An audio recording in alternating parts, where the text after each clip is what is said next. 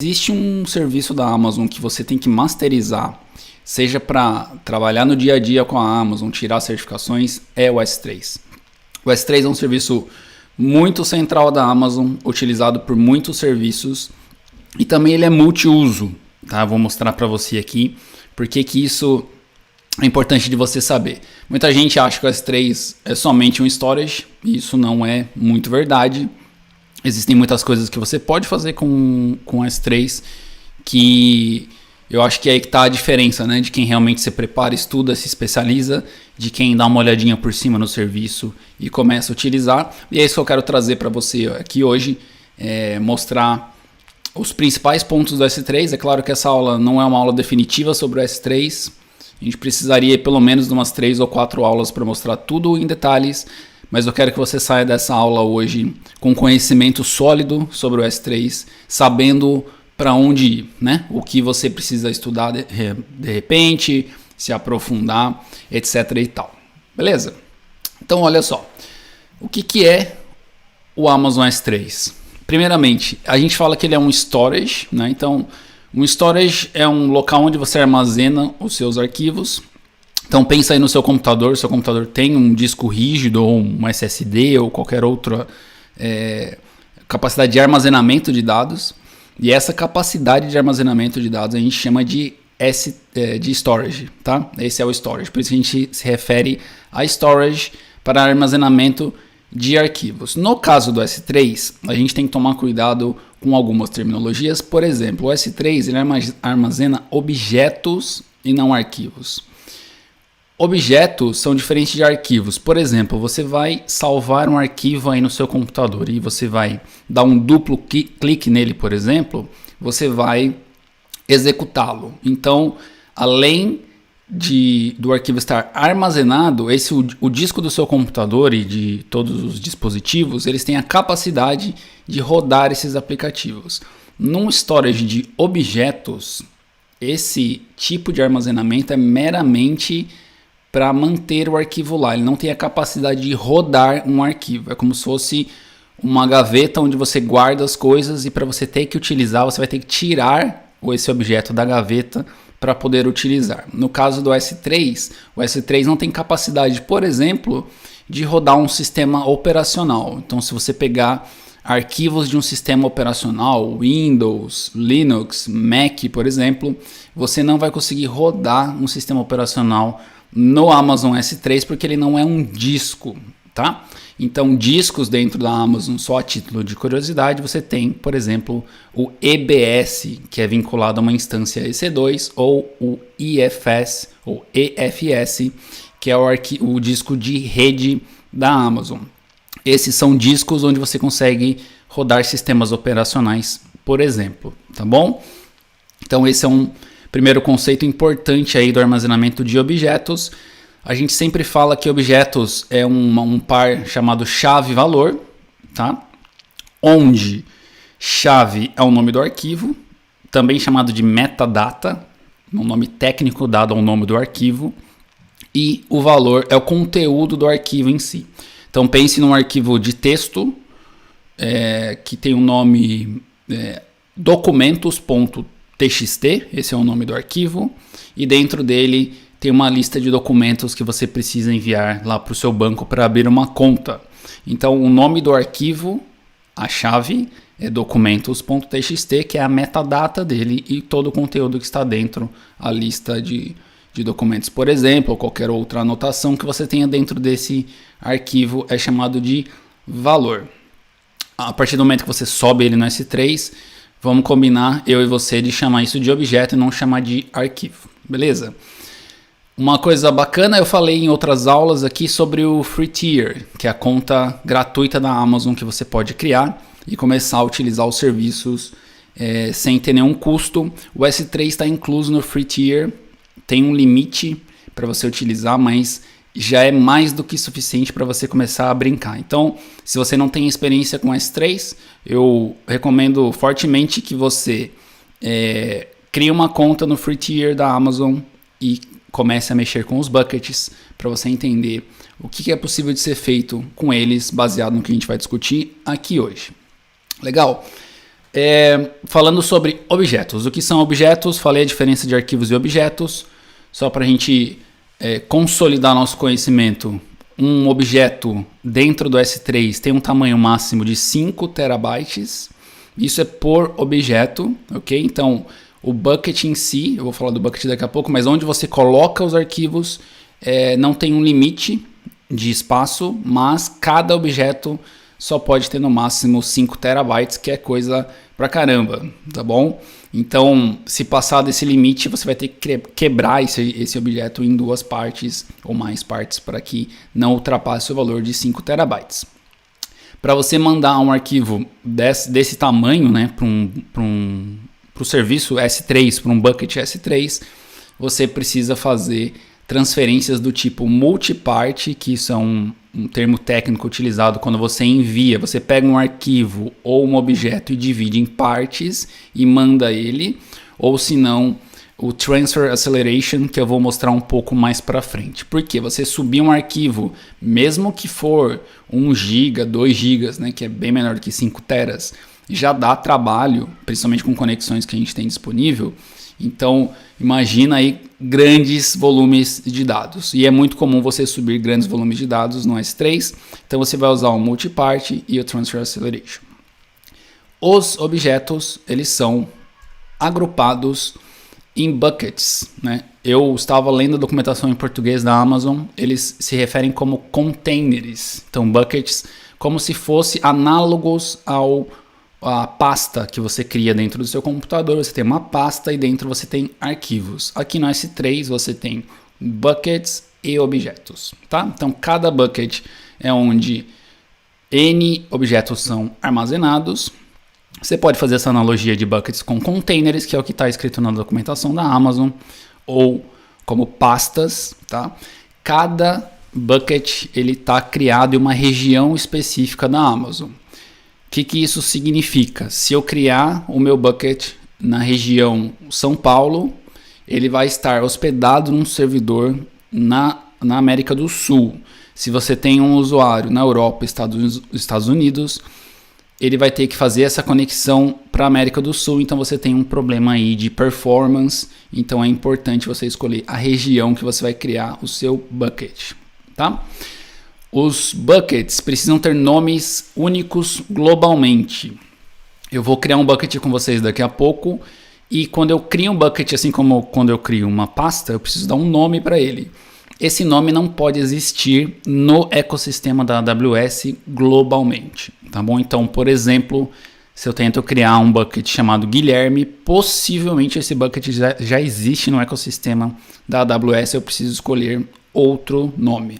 Tanto que a Amazon recomenda, né, que você use nome de buckets no formato DNS, que eles falam. Então, por exemplo, Guilherme, por exemplo, br.guilherme, br.com.guilherme. Quem trabalha com Java, quem trabalha com tecnologias que usam frameworks, isso é bastante comum. Eu também posso criar um bucket guilhermeferreira.com.br, também é possível, tá? Então eles pedem para que você seja mais específico e utilize o que a gente chama de chaves fortes, né? Ninguém vai ter, vai chegar no nível de especificidade se você colocar mais elementos no nome do seu bucket, tá? Aqui um parênteses, muito parênteses para você. Quando eu estava preparando esse material, eu lembrei de uma falha de segurança que aconteceu com o S3, não é bem com o S3, mas enfim. Existe uma linha aí de divisão de responsabilidades entre você e a Amazon, né? A Amazon gerencia muitos serviços, só que você tem que tomar cuidado para não fazer meleca. No caso aqui, se você tem uma entrada no DNS que aponta para um bucket e você deleta aquele bucket, o que acontece? Como eu falei, o bucket eles são globais. Então, guilhermeferreira.com.br só pode existir o meu globalmente. Quando eu apago esse bucket e deixo um DNS apontando para ele, eu estou disponibilizando aquele bucket para ser criado por outra pessoa. E os nossos amigos hackers, eles acham um jeito de olhar o seu DNS e ver que você está apontando para um bucket que não existe mais. O que ele faz? Ele cria um bucket com aquele nome em outra conta e cria um site falso com o meu nome, por exemplo. Tá? Então, isso é chamado de S3 Bucket Takeover, né? Porque você está meio que roubando, tomando o bucket de alguém. Se você der uma googada aí depois, você vai achar algumas coisas que o pessoal fala, meu Deus, que o S3 não é seguro, mas isso é uma conjunção de coisas, tá bom? É um tópico um pouco mais avançado, mas eu quis trazer essa curiosidade para vocês, que é algo que às vezes aparece quando você está buscando sobre o S3.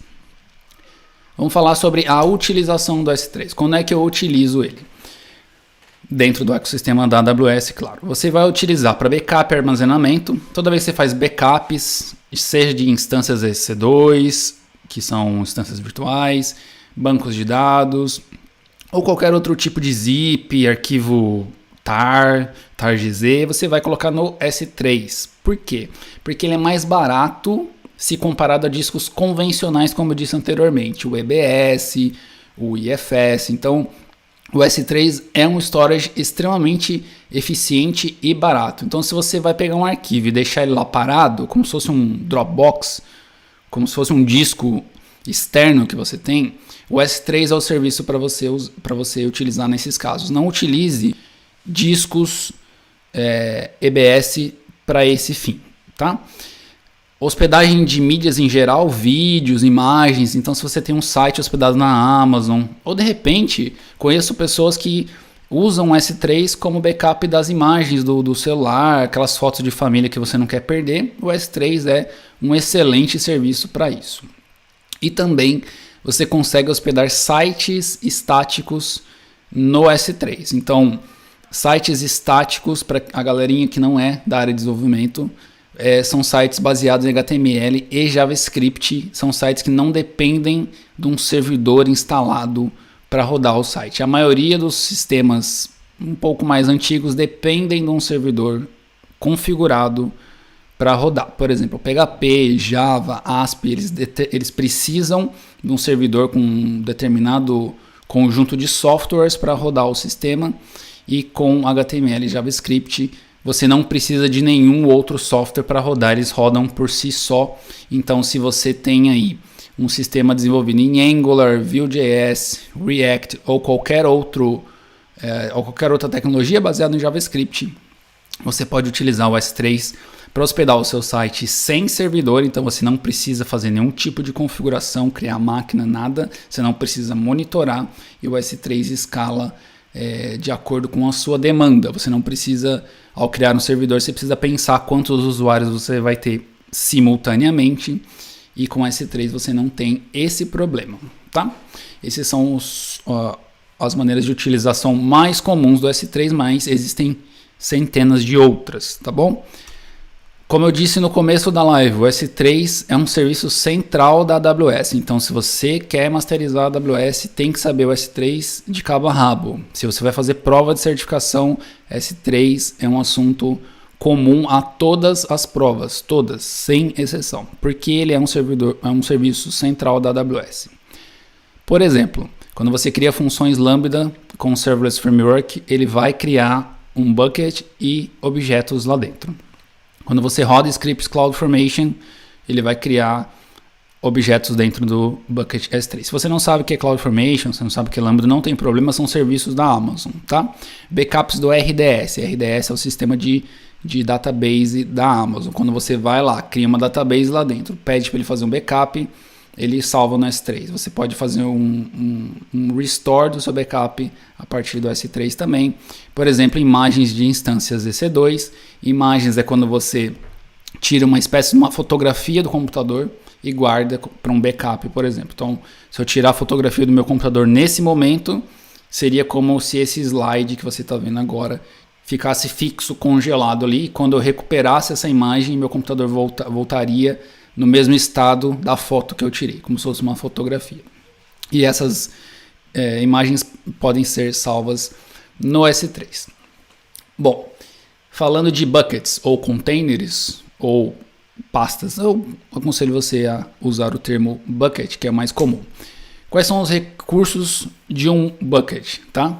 Aqui é análogo como se fossem arquivos criptografados, tá bom? Então, você tem objetos que vão ser criptografados na transferência. Então, quando você usa SSL, aquele site seguro, aquele cadeadinho lá no navegador, significa que sua conexão do seu computador até o site que você está acessando é segura, e você vai criptografar todo o tráfego que você está fazendo. Por exemplo, você está digitando dados lá no Internet Banking, você está usando uma conexão segura. Então, com o S3 você também pode ter essa transferência segura entre a sua máquina e os buckets.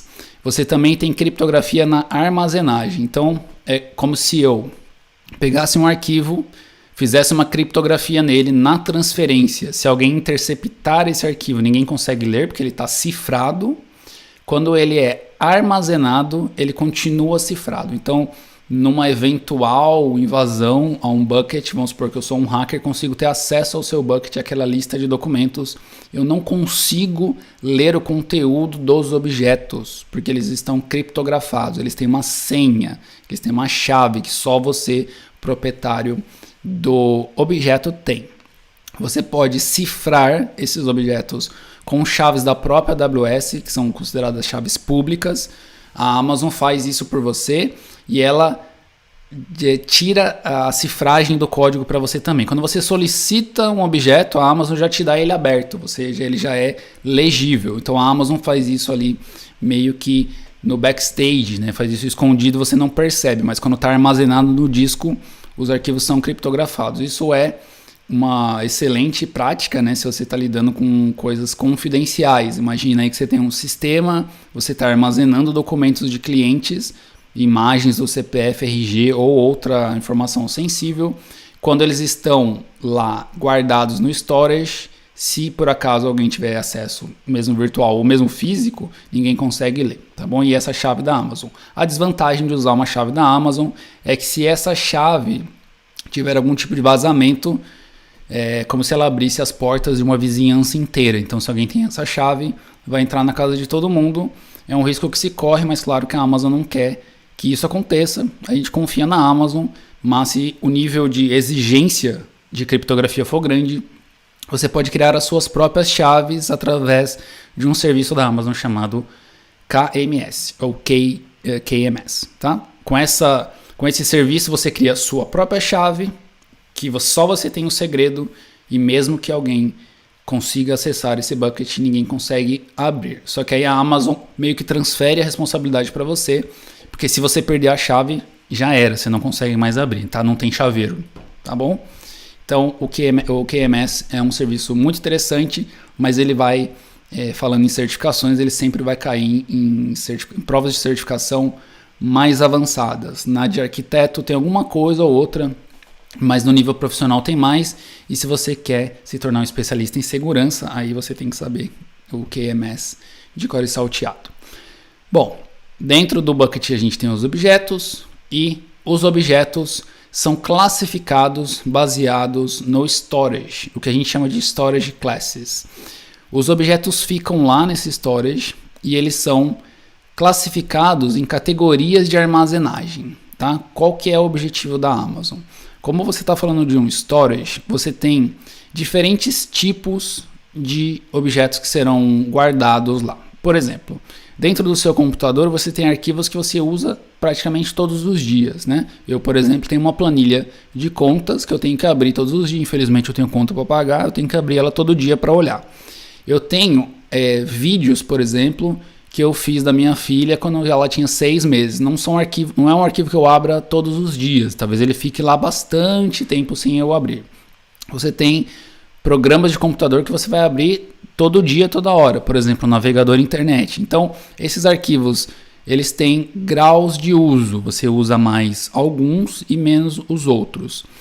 E o storage da Amazon, como você está armazenando coisas lá, eles classificam os arquivos baseado no grau de uso de cada um deles, tá? E isso vai impactar em custo. Então, arquivos que são sempre utilizados vão ficar numa categoria como se fosse uma classificação, arquivos utilizados todos os dias. Arquivos que não são tão utilizados ficam numa outra categoria, assim por diante, até aqueles que nunca são acessados. Por quê? E o storage da Amazon é um storage inteligente, ele quer otimizar o uso do S3. Arquivos que são muito demandados, eles precisam estar muito disponíveis, eles precisam abrir rapidamente, eles precisam ser copiados em vários servidores para que ele sempre fique disponível. E aqueles arquivos que não são muito utilizados, eles podem ficar em, digamos, de 5 anos atrás, você vai demorar um tempo que eles vão deixar naqueles servidores mais disponíveis. E, como eu disse anteriormente, é ideal para objetos pouco utilizados. Tá? Tem 2 conceitos muito importantes na Amazon, que valem não só para S3, mas para vários serviços. O conceito de durabilidade e disponibilidade. Perguntinha de certificação isso, tá? Eles não vão perguntar o que é durabilidade, o que é disponibilidade, mas eles vão tentar te confundir entre os dois e você nunca mais ficará confuso depois dessa minha brilhante explicação. O primeiro conceito de durabilidade, isso é, quando você compra alguma coisa, você compra lá um tênis bom, daquela marca boa, ele vai durar muitos anos, certo? Então, é um tênis que foi construído para isso, para você andar todos os dias, ir para o trabalho, voltar. E você vai e compra tênis daqueles países orientais que duram 2 semanas. Ou a primeira chuva que ele pega, ele abre o bico.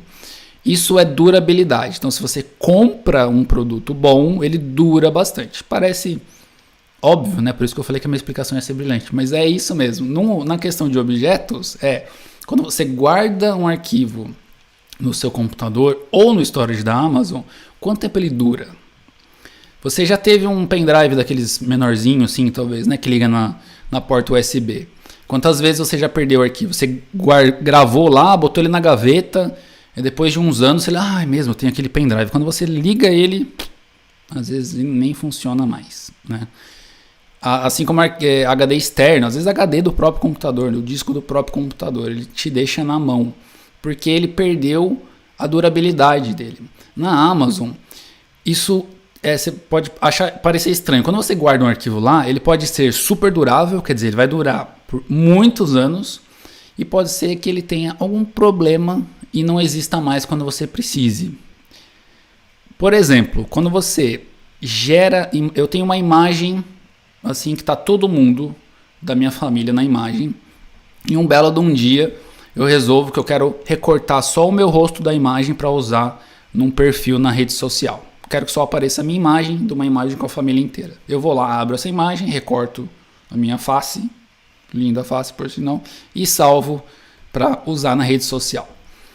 E guardo no storage da Amazon que tem pouca durabilidade. Vou mostrar qual é. Daí, um belo num dia, eu falo, lembrei daquela imagem que eu recortei, deixa eu pegar de novo. A hora que eu entro lá no storage, ele me dá um erro. Esse arquivo não está mais disponível.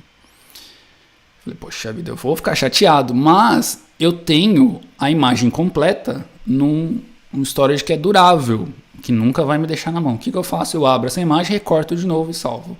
Então, na realidade AWS, você vai guardar coisas assim... storage classes que não são duráveis, objetos que você pode recriar. Não é aquele que é o filho único de mãe solteira, como a gente fala, você pode recriar aqueles arquivos. Então você coloca nos menos duráveis, porque eles são mais baratos. Tá? Falando de sistemas web, se você cria arquivos temporários em sistemas web, baseado em informações que são duráveis, você pode guardar nesse storage da Amazon. Beleza, então esse é o conceito de durabilidade. O conceito de disponibilidade é aquele conceito de aquele amigo seu que você pode ligar no meio da madrugada e ele vai te atender e vai te socorrer, independente do que você precise, mesmo que for só para encher o saco dele durante a madrugada. Ele está sempre disponível. Você liga, o cara, atende o telefone. Você manda uma mensagem no WhatsApp, fica azulzinho. Uma coisa espetacular.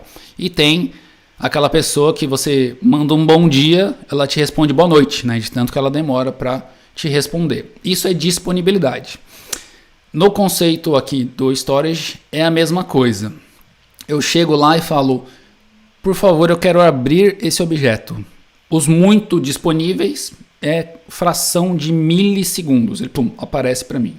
Os menos disponíveis eu solicito e ele fala, daqui 12 horas eu te retorno o objeto que você pediu.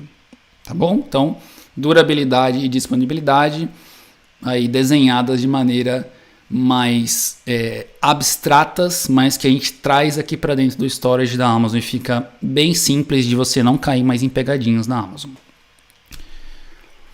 Dentro dos storage classes, como eu disse, tem os mais duráveis e mais disponíveis, os menos duráveis e menos disponíveis. Mesmo os menos duráveis e os menos disponíveis, eles não são ruins, eles só são menos na escala louca da Amazon. Por que escala louca? O primeiro storage class aqui é o Standard, que ele é multi-AZ. Eu falei de zonas de disponibilidade ou availability zones em outras aulas. Pense em AZs como se fossem data centers da Amazon, regiões como se fossem países, não é? Regiões, estados, vamos pensar assim, estados são regiões para a Amazon e availability zones são como se fossem data centers. Quando eu falo multi-AZ, significa que a Amazon está copiando o seu objeto em vários data centers ao mesmo tempo para mantê-los disponíveis. Então, se dá pau no data center, ele tem a cópia do seu objeto em outro lugar. Se dá pau no segundo, a cópia do seu objeto no terceiro lugar. Se dá pau nesse terceiro, aí já não sei. Eu acho que não é a Amazon, porque isso eu nunca vi isso acontecendo, tá bom? Então, multi-AZ, sempre que você ver multi-AZ, a gente está falando de redundância. Beleza? Então, esse é o storage class chamado de padrão, ou standard. A durabilidade é o que a Amazon chama de 9 vezes o número 9. Então é 99.9999 e aí completa os 9 noves. Disponibilidade de 99.99. Ah, mas por que não é 100? Porque nada é 100% nessa vida, né? Ninguém garante 100% TI. Mas a gente tem, na verdade, a gente costuma falar, acho que dá uns 70%, né? Então a Amazon está sendo bastante corajosa em falar 99%.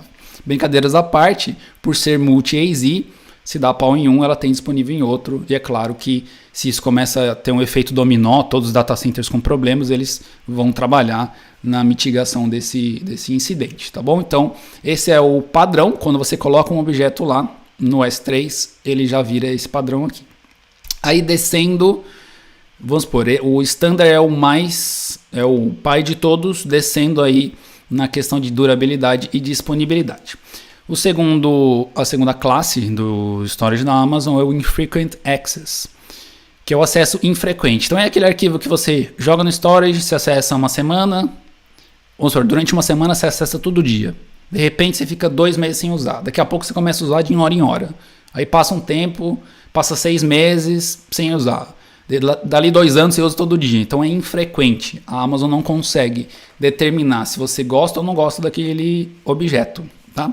Isso que chama de acesso infrequente. Então, você coloca nessa categoria de objetos esse tipo de arquivo. Tá? A durabilidade dele ainda é 99.9 vezes o número 9, só que a disponibilidade aqui é 99.9. Tá? Ela não é 99.99, porque a Amazon tem essa precisão depois da vírgula. Ele é um pouco menos disponível. Mas ainda é disponível pra caramba, vamos combinar, tá? Mas a Amazon, se você perder um arquivo desse aqui, a Amazon fala, desculpa, mas eu te avisei antes, tá bom? Então, aí na classificação dos objetos, tome cuidado se você vai usar esse tipo de storage class para armazenar arquivos que são muito importantes. Descendo aí na nossa hierarquia, o One Zone Infrequent Access. Então, veio do Standard para o Infrequent Access, que é aquele que você não sabe o padrão, e esse aqui é ainda aquele que você não sabe o padrão e ele só armazena em um data center. Lembra que o primeiro era multi-AZ, espalhado por data centers da Amazon. Esse aqui é em um só. E aí, o que acontece com a nossa amiga disponibilidade? Cai para 99.5%. Ainda é coisa pra caramba, mas é o tipo de coisa que a Amazon fala, eu te avisei. Não coloca arquivo muito importante aí que eu posso perder. Então, porque só está no data center. Deu pau, já era. Não tem churumelas, tá bom? Então, ainda a durabilidade 99.999, 9 vezes o número 9, mais 99.5. Storage Classes, você tem essa classificação, né? E aí, você fala, beleza, mas como é que eu determino onde colocar cada arquivo? Eu te falei algumas regrinhas que você pode ter em mente, mas a Amazon quebrou o nosso galho e criou um Intelligent Tier, que é um algoritmo que fica olhando qual é o padrão de acesso e aí ele move os nossos objetos. Tá? O Intelligent Tier é uma opção, só que tem casos que é melhor você criar suas próprias políticas, tá bom? E ele faz o movimento entre o Storage Classes. Descendo na disponibilidade, falamos do Standard, falamos do Infrequent Access, do One Zone Infrequent Access, do Intelligent Tier, que na verdade é o garçom aí, né, que vai servir os Storage Classes. E agora a gente está falando do Glacier. O Glacier é o arquivão morto da Amazon. Tá? Ele tem 2 níveis. O primeiro nível do Glacier é o primeiro nível de backup e ele tem 3 tipos de recuperação. Aqui é o seguinte, ó, como se fosse um HD externo, aquele que você guarda as coisas, porque você desconfia que um dia você vai precisar, mas na verdade nem precisa, né? Então você joga no Glacier ou joga no seu disco externo e deixa lá, né? Um dia você vai precisar.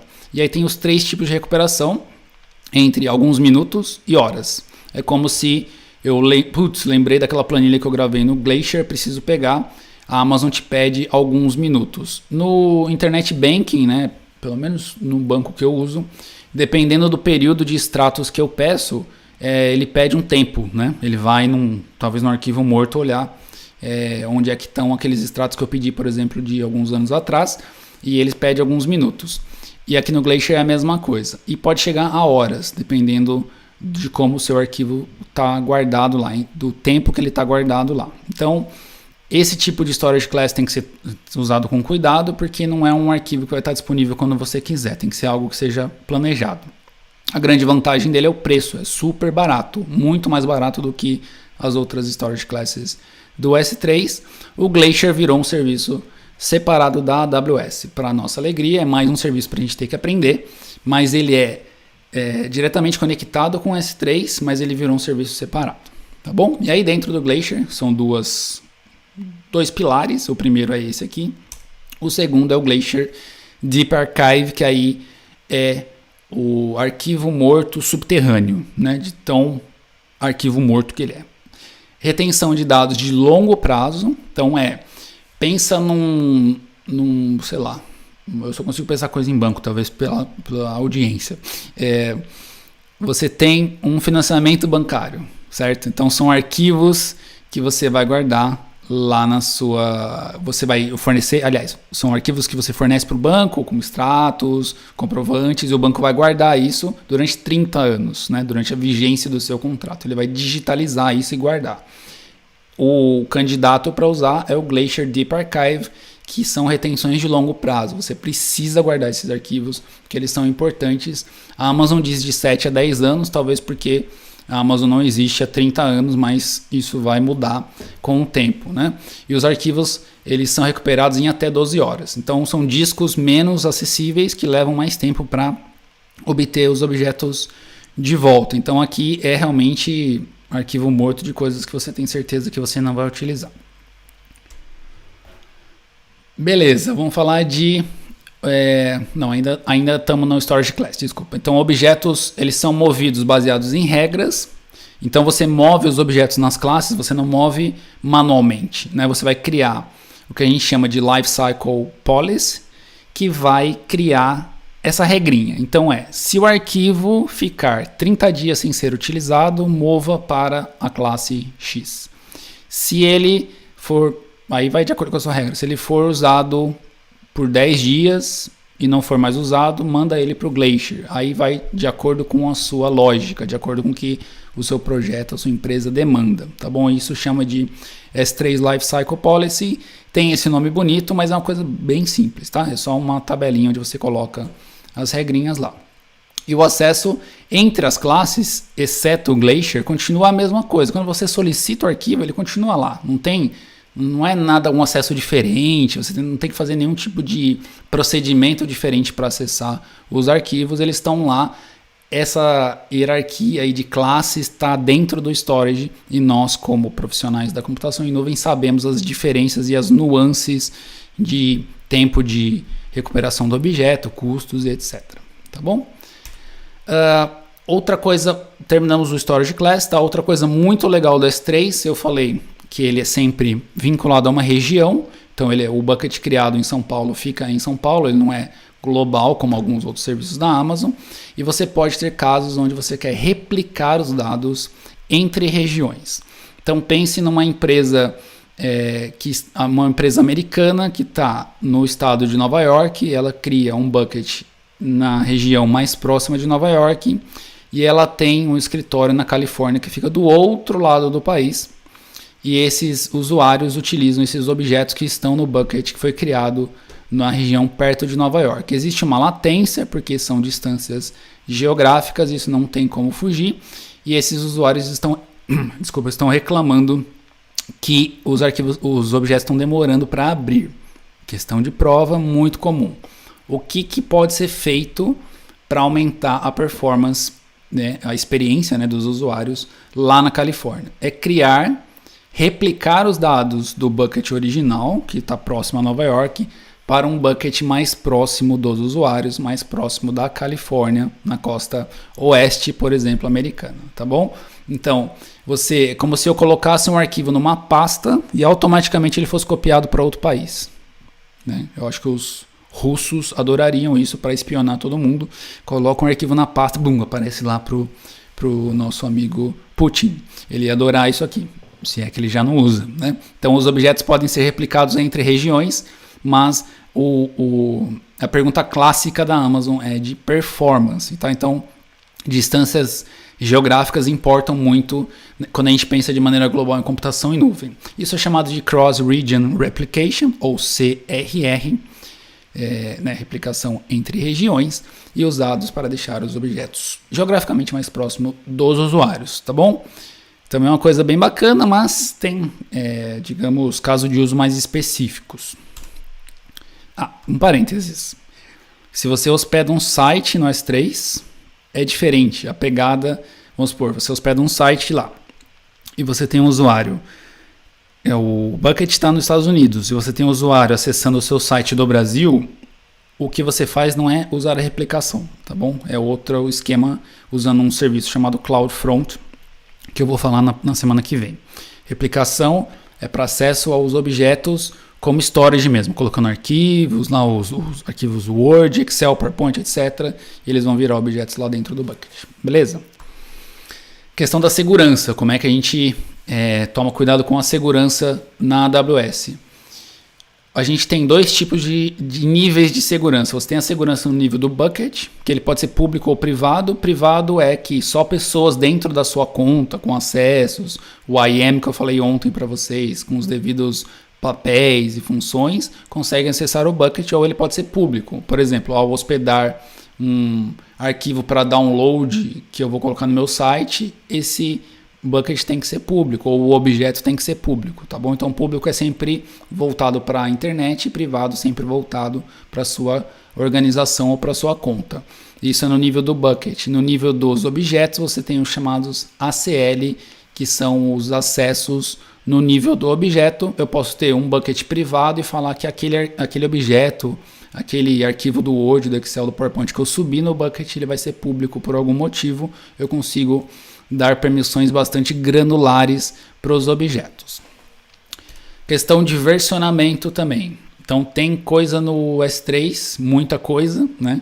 Já são aí 37 minutos só falando do básico, o que ele faz. O versionamento é uma das coisas mais fantásticas que eu acho do S3, porque você consegue que quando os objetos são enviados para o S3, o S3 automaticamente faz uma cópia da versão do objeto que ele tem lá e guarda em algum lugar. Então imagina um trabalho da faculdade que você está fazendo, você digita a primeira página e sobe no storage. Ele vai guardar essa versão aí do dia 17 de abril. Amanhã eu trabalho e escrevo mais 2 páginas, subo no storage de novo. O que o storage vai fazer? Automaticamente pega a versão do dia 17, coloca ela num lugarzinho separado e pega a sua nova versão e salva. Chega no dia 19, 20, 21 de abril, você está trabalhando, ele está criando uma versão a cada vez que você sobe lá. Se você pensar, poxa vida, eu queria a versão que eu criei há 5 dias atrás, há 3 dias atrás, você vai lá no storage e vê a lista de arquivos que ele versionou, que ele criou versões. É bem bacana isso, tá? Tem milhares de aplicações, uma delas é que a gente chama de compliance, né? Então toda vez que alguém altera um arquivo, você quer ter certeza absoluta de que você consegue depois recuperar. Alguém subiu uma imagem no storage da Amazon e você quer desfazer aquela operação, o versionamento é uma das alternativas para você. Isso dentro de uma corporação, então, é muito mais importante, tá? E ele também te dá um histórico de modificações. Isso é uma coisa bem bacana também. Beleza? Então, ó, essa é digamos, a revisão geral do S3, tá? É bastante coisa e eu ainda não cobri tudo, eu não quis entrar em assuntos muito técnicos. É mais realmente um overview para você aí utilizar o S3 de maneira diferente, né? Começar a olhar para ele de maneira diferente. Eu vou entrar aqui na minha conta da Amazon para a gente dar uma olhada rápida lá no console, porque só olhar o PowerPoint ninguém merece, né? Então é tudo bem, eu acho que fica mais abstrato, então a gente entra lá e começa a mexer nas coisas, tá bom? Então eu venho aqui, entro no S3, eu tenho alguns buckets aqui, ó, já posso te dar alguns exemplos, né, de paralelos que eu expliquei para vocês. Esse bucket é um bucket que foi criado pelo Serverless Framework, que cria funções Lambda. Esse aqui é criado pelo CloudFront, então esse CF significa CloudFront, então são serviços da Amazon que eu utilizei durante aulas e que criaram buckets e criaram objetos aqui dentro. Esse aqui também, o Elastic Beanstalk, é um serviço da Amazon e esse aqui é um bucket que eu criei manualmente. Deixa eu entrar rapidinho em um aqui, ó. Eu esqueci de mostrar, mas eles são... Deixa eu voltar aqui para ficar mais claro, ó. Você tem buckets que são por região, tá? Então, ó, esse bucket está na US East, esse está na Europa, em Frankfurt, esse está em Ohio. Então, cada bucket está dentro de uma região e isso é importante, tá? Na questão da performance. Aqui é aquilo que eu falei que os buckets podem ser públicos ou privados. Esses aqui, os objetos podem ser públicos, eles ainda não estão públicos. E esse aqui é o meu bucket que não é público, ele é totalmente privado, beleza? Eu posso vir aqui e criar um bucket. Então eu tenho que dar um nome para o meu amigo bucket. Vamos ver se tem um bucket Guilherme, né? Eu dei esse exemplo, vamos ver se alguém já criou. Eu vou selecionar a região, tá? Aqui não faz muita diferença, vou deixar US East, mas olha a lista de regiões da Amazon. Mumbai, Seul, Singapura, Sydney, Tóquio, Canadá, Frankfurt. Dá para viajar o mundo aqui só olhando as regiões da Amazon, né? Então vou deixar essa mesma. Eu posso dizer se o meu bucket é público ou privado. Por padrão, né? Eu falei ontem aí sobre o IAM, né? E a Amazon fala para a gente usar o mínimo privilégio possível. Então, tudo que você for criar na Amazon, sempre por padrão vai estar fechado, nunca aberto, porque a Amazon acredita que é melhor você deixar os portões fechados e você abre só aqueles que você precisa, e aqui acontece a mesma coisa, vem por padrão, né, o block All Public Access, então quer dizer, vai ficar privado, eu posso desmarcar isso e aí dar permissões mais granulares, lembra dos ACLs que eu falei ali na apresentação, tá? Então aí cada um deles aqui vai te dar um nível de acesso, por exemplo, entre contas, etc e tal. Não vou entrar nesse mérito aqui, tá? Aí configurações avançadas, também, como o nome já diz, a configuração avançada, mas você pode dar um lock no objeto. Então você fala, olha, quando alguém subir esse objeto, ninguém mais apaga, tá bom? Também tem muitas coisas úteis aqui no S3, por exemplo, imagina que um backup de uma informação importante é gravada no bucket e você quer que ninguém apague aquele backup nunca mais. Tá aqui um exemplo para você. Vamos ver se já existe. Já existe um bucket com esse nome. Então, ó, esse nome não está na minha conta, tá? No mundo inteiro. Alguém já usou esse nome bastante charmoso. E vamos ver se alguém tem guilhermeferreira.com.br. Espero que não. Não, então ele criou. Beleza, então eu já meio que reservei esse bucket para mim, tá? Então alguém poderia criar esse bucket com o meu nome. O nome é só um nome, tá? Não tem muita implicação não. Tem aquela coisa do DNS que eu falei lá na aula, mas aquilo ali já é uma coisa mais uma coisa de hacker, tá? Mas é uma curiosidade para você pesquisar depois. Criei meu bucket, eu vou entrar nele, ó. Vamos fazer aí o paralelo com a pasta, né? Como se fosse uma pasta, tá vendo? Ele tá vazio, ele diz que não tem nada. Como é que eu faço para mandar um objeto? Eu vou clicar aqui em Upload, vou clicar em Adicionar arquivos. Eu não coloquei, vou colocar aqui esse arquivo. Eu tinha preparado um outro, eu vou arrumar ali. Bom, eu vou subir essa imagenzinha, que é uma imagem de um vídeo meu. Vou dar um próximo. Aqui ele pergunta eu sou o dono, né, do arquivo, que tipo de acesso que você quer dar para ele, se é somente leitura, né, se é somente leitura e escrita, etc e tal. Posso dar acesso a outras contas da Amazon para acessar o meu objeto. Isso é importante porque se você usa a estratégia de multicontas que eu falei em outras aulas, você precisa às vezes trocar arquivos entre, por exemplo, as contas de desenvolvimento e as contas de produção. Isso pode ser bastante útil, tá? Eu posso dizer se essa minha imagem vai ser pública ou não. De repente eu estou guardando meus arquivos, não quero que ninguém tenha acesso, ou de repente é uma imagem sim, que eu quero que ela seja pública, tá bom? E vou dar um next aqui. Eu poderia dar um upload, já bastava, mas eu quero mostrar para vocês o storage classes, tá? Eu aqui falei, né, aquele monte de informação e aqui fica um pouco mais estruturado. Você tem o standard, você tem o intelligent tier, o infrequent access, o OneZone, Glacier e o deep archive. Esse outro aqui não é mais recomendado, por isso que eu nem falei, tá? Eles tiraram das provas, tal. A gente não usa mais essa classe aqui. Eu vou de standard, mas você poderia usar qualquer um outro aqui, conforme eu falei para você. Lembra da criptografia? Aqui também, ó. Posso usar nenhuma. Posso usar a master key da Amazon. Posso usar uma key que eu crio lá no QMS, que é o serviço de chaves da Amazon.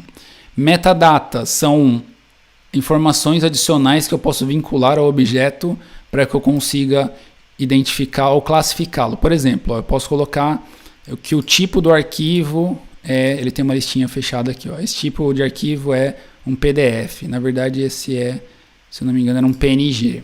Isso aqui são metadatas, tá? São coisas úteis para você classificar melhor os seus objetos e depois você pode listá-los por metadata, etc e tal. Mas se você for só guardar objetos lá, não faz muito sentido você usar isso aqui. E as tags, que são melhores práticas, como eu disse anteriormente para vocês em outras oportunidades, a Amazon pede para você criar tags em tudo que você faz. A gente é meio revoltado e não vamos criar agora. Ele vai... tá, eu não vou colocar isso aqui porque ele vai reclamar. Aqui ele me dá um resumo, né? Tem certeza que você quer fazer isso? Eu estou só mandando um arquivo de teste. Estou fazendo upload, ó, aqui na parte de baixo, está a barrinha crescendo e vou lá, temos um arquivo. Eu clicando no arquivo, ele vai me dar algumas informações, né, de quem é o dono do arquivo. Eu cliquei no Make Public sem querer, mas enfim, Server-Side Encryption, né, se teve alguma criptografia do lado do servidor, o tamanho do meu arquivo. Lembra que eu falei que objetos é aquele parzinho chave-valor. A chave é sempre o nome do nosso objeto, o nome do arquivo que eu mandei, e o valor em si é o conteúdo dele, e ele me dá uma URL. Isso aqui é outra perguntinha de certificação, de prova de certificação.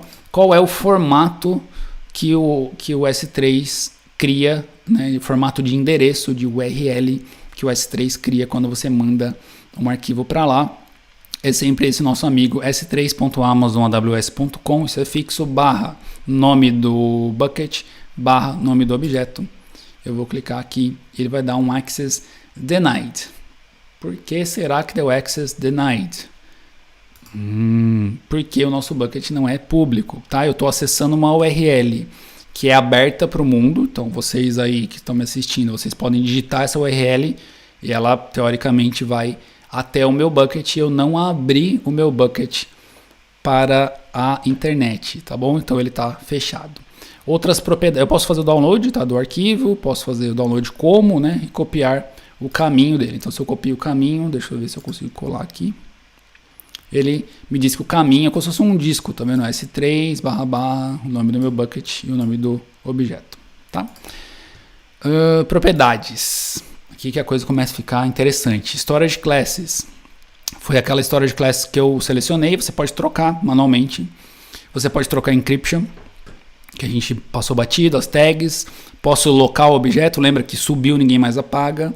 A metadata do arquivo. Isso é útil quando você tem muitos arquivos. Você quer classificar os arquivos por metadata. Informações adicionais ao objeto. Informações adicionais ao arquivo que você está enviando. As permissões, né, quem pode, quem não pode acessar esse objeto. Se ele vai ter o public access, eu vou marcar aqui que é todo mundo, tá? Eu vou dar um public access para ele e vou dizer que todo mundo que acessa o meu objeto, ele pode ler, tá? E ele está falando aqui, ó, rapaz, você está abrindo seu arquivo para o mundo, tem certeza? Tenho certeza, sim. E aí eu vou dizer que todo mundo também, no nível do objeto, eles podem ler. Eu poderia também permitir que vocês mandassem, trocassem o meu objeto. Falar, ó, todo mundo pode também mandar novos arquivos. Imagina a bagunça que ia ser, tá? Eu vou salvar aqui. E posso fazer um inventário, tá, do S3. Isso aqui é relativamente novo. A Amazon andou mexendo nessa funcionalidade, tá? Vou voltar aqui no overview. Deixa eu ver se já dá aqui. Eu vou ter que mexer no bucket também. O bucket não tá público, tá? Já vou lá, já vou liberar o acesso, mas só pra gente, ó, eu tava dentro do objeto que tem properties, permissions e select. Vou voltar pro bucket, tá? E dentro do bucket eu tenho properties, que são configurações do nível do bucket, quando eu criei ele. O versionamento tá aqui. Eu vou habilitar para mostrar para vocês. Salvei. Eu posso guardar logs. Não quero que você abra nada. Eu posso guardar logs, isso é, toda vez que alguém sobe um arquivo, apaga, edita, faz alguma coisa, eu estou gravando informações, isso é útil para auditoria, para você fazer acompanhamento, eu não vou habilitar. Isso aqui é salvo no CloudWatch, que é outro serviço da Amazon.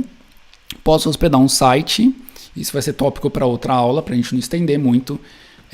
Posso guardar o log no nível do objeto e posso também criptografar os meus objetos automaticamente. O Object Locker eu falei a mesma coisa, tal. O Transfer Acceleration falei para vocês brevemente. Quando eu quero mandar arquivos muito grandes eu posso habilitar isso aqui. Os eventos, isso aqui é uma coisa muito bacana. Toda vez que eu subo um arquivo no S3 eu posso falar para a Amazon, olha, quando alguém subir um arquivo eu quero receber um e-mail. Quando alguém subir um arquivo eu quero ler esse arquivo, rodar uma função e gerar 10 outros arquivos baseados naquele ali. Quando eu subir uma foto num tamanho grande, eu quero criar uma miniatura da foto quando alguém subir no S3. Muito utilizado em desenvolvimento de sistemas e pode ser utilizado para diversas coisas, tá? E aqui é o que eu brinco do ligação a cobrar, né? Quem tem um pouco mais de idade aí, não sei se ainda existe isso, né? E quando alguém te ligava a cobrar, quem paga é você. E aqui na Amazon você pode falar que quem acessa o seu objeto é quem paga pela transferência, porque a Amazon cobra pela transferência para fora, né? Quando você sobe o arquivo você não paga, mas toda vez que você faz o download do arquivo você paga, conta lá, né? No total que você tem disponível. Se você usa o free tier você tem um limite, então ele deduz desse limite, mas quando você habilita isso aqui, quem está solicitando o seu arquivo é quem paga. Como se fosse uma chamada a cobrar. Permissões. Aqui, basicamente, é onde a gente passou, né? Então, tá o bloco, ó, eu vou desmarcar o all. Eu poderia bloquear coisas específicas, não vou bloquear. Eu vou dar um salvar, ele vai falar, rapaz, você tem certeza? Então, digita aí, eu confirmo, né? Você troca 100 mil reais por um abacaxi? Sim, então coloca aqui, confirmo. E aí ele fala, ó, public access foi salvo com sucesso. Vamos continuar, depois a gente volta lá. Access Control List, que é o ACL que eu mostrei para vocês, também tem a ver com acesso. Então, ó, eu estou muito bonzinho hoje. Eu vou falar que todo mundo pode listar os meus objetos e todo mundo pode ver as permissões do meu objeto. É só para níveis didáticos, tá? Estou abrindo o bucket demais, mas só para a gente ver que agora, ó, ele colocou esse amarelinho aqui, tá vendo? Public. Então eu abri as portas e agora as coisas estão fluindo, ele está dizendo, beleza, você falou que você quer que ele seja público, aí está, tá bom? O Bucket Policy que eu falei para vocês, desculpa, isso é um arquivo JSON, que é o JavaScript Object Notation, coisas mais avançadas. Course Configuration também é coisa mais avançada, deixa para uma outra oportunidade. Gerenciamento, lembra do life cycle que eu falei? Como é que eu crio o life cycle? Eu venho aqui e falo o meu life cycle. Eu falo que eu posso limitar, quer dizer, só determinados objetos do meu bucket vão ser aplicados para esse lifecycle. Por exemplo, só arquivos Word, só arquivos que eu subi do Excel. Aí ele vai aplicar nos objetos que estão dentro do bucket, tá bom? Ou eu posso aplicar para todos os objetos sem distinção. Dou um next e falo que você sempre vai... Eu habilitei o versionamento, ele está perguntando, você quer mover objetos sempre os atuais ou as versões dele? Tá? Então eu quero sempre o atual, por exemplo, tá? Vou dar um próximo aqui. Ele vai fazendo umas perguntinhas e não é isso que eu queria mostrar. Aqui, ó. Então, ele vai mexer nos arquivos baseado em um número de dias que eu determino para o S3, que ele está chamando de transições, tá vendo? Então, qual é o número de dias depois do arquivo não ser utilizado que você quer mover ele, tá bom? Então, esse é o life cycle que eu mostrei para vocês. Não vou habilitar isso. Só para não ficar mexendo nos meus objetos lá. Replicação, que é o CRR que eu falei para vocês. Você tem o Cross Region Replication e o Same Region Replication.